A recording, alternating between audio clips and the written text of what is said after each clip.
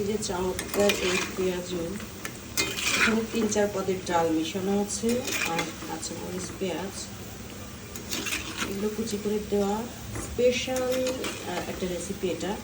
এটার মধ্যে আসলে বাটা মশলা কিছুই দেওয়া নেই, যা কিছু দেওয়া আছে সব কিছুই কাটা মশলা বা ছেঁচে দেওয়া। এটা হচ্ছে আসলে কি, আমি এই রেসিপিটার নাম দিয়েছি ইভার উঠানবাড়ির রেসিপি।